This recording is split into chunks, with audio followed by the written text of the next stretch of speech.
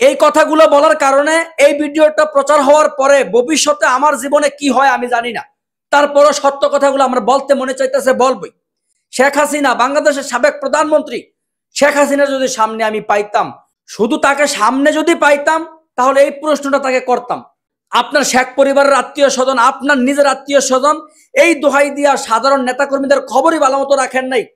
আর 5 তারিখের আগে যাদেরকে এত কিছু দিলেন, তারা আপনারে ফালায়া রাইখা তারা চলে গেছে বিদেশে।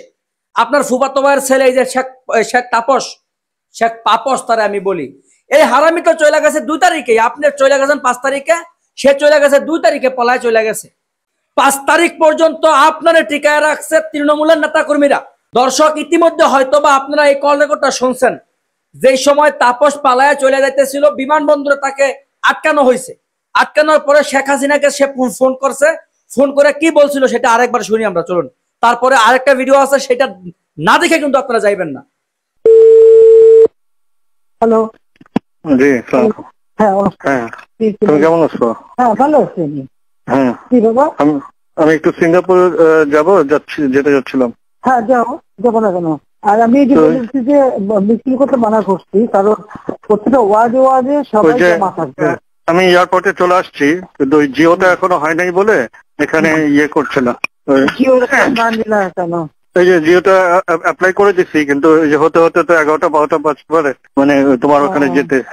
তো আমি ইমিগ্রেশনে আসছি, তো কাউকে ইমিগ্রেশনে বলা যাবে নাকি? ফ্লাইট এখনই ছেড়ে দিবে।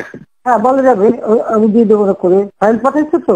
হ্যাঁ, ফাইল আমার ওই যে প্রণীত মহোদয় পাঠাচ্ছে, ফাইল পাঠাচ্ছে। আচ্ছা, হ্যাঁ ঠিক আছে। এই যে ইয়ে আছে, এখানে অফিসার আছে। হ্যাঁ, এখানে অফিসার আছে। হ্যাঁ, কি বলাই দিতে হবে কাউকে? যে উনি সাইফ, উনি ইমিগ্রেশন অফিসার। হ্যাঁ, আমি দিব ফোনটা? না আমি কথা বলবো কেন? আমি আমার অফিসে কবে বলতে পারি, বলে দিতে পারে। হ্যাঁ, কাকে বলবেন? আপনি আমার সেক্রেটারিকে বললে হবে, সালাউদ্দিন। সালাউদ্দিন সাহেব? হ্যাঁ, আমি বলছি। আচ্ছা, তার কথাগুলো শুনছেন না? 5 তারিখ পর্যন্ত শেখ হাসিনাকে টিকায় রাখছে কারা জানেন? যারা তৃণমূলের নেতাকর্মী আছে তারা, এবং যারা বর্তমানে কারাগারে আছে, জেলে আছে, তারা শেখ হাসিনার প্রতি একটা বিশ্বাস ছিল যে হয়তোবা এটা কামব্যাক করতে পারে, যে গ্যাঞ্জামটা হইতেছে এটা সমাধান হয়ে যেতে পারে, এটা বিশ্বাস ছিল।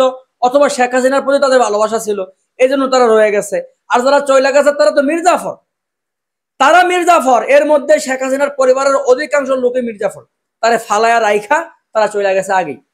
শুধু আওয়ামী লীগ না, আওয়ামী লীগ, বিএনপি, জাসদ বাসদ, এনসিপি, গণ অধিকার পরিষদ, জামাত টামাত যাই বলেন, প্রত্যেকটা দলের বড় বড় নেতাদের দৃষ্টি আকর্ষণ করব।